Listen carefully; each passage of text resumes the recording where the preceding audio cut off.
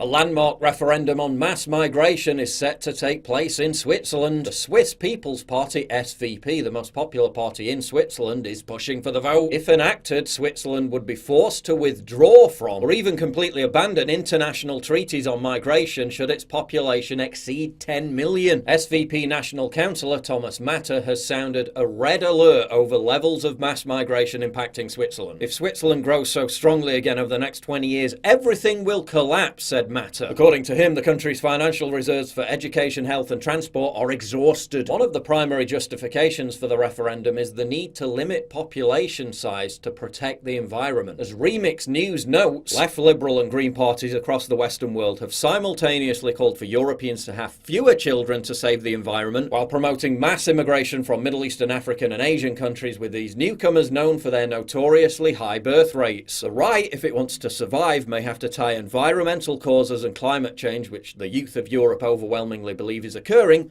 to soaring population growth through immigration. The Swiss referendum may be a nod to a growing reality. Any referendum that calls for immigration restriction is likely to fail given the growing pro-migration youth vote, but if it can be tied to green causes, such a referendum may have a chance. Despite being a densely populated, tiny landlocked country, Switzerland's population has increased over the last 20 years by 21%. It has a population of less than 9 million, yet imported almost 150,000 people net last year. Much like the rest of Europe, Switzerland's attempt to prove that diversity is a strength hasn't exactly gone to plan. Data released last year by the Swiss Federal Statistical Office found that 2/3 of inmates in Swiss prisons were foreign nationals, with Algerians comprising the highest number. Algerians were 10 times more likely to be imprisoned than Swiss nationals. Migrants from Africa also have a welfare rate of 34%, causing a massive drag on the economy. Maybe the Swiss are trying to emulate the Czech Republic, whose population has remained constant at around 9 to 10 million people for the last 100 years. Unlike other European countries, which continue to sacrifice their identity and social cohesion in the name of chasing endlessly higher GDP figures, the Czechs have managed to maintain a high standard of living without constantly having to import waves of new people. People across Europe are finally waking up to the fact that flooding their countries with waves of minimum wage migrants to fulfill roles that their own native population refuses to do just wasn't worth it.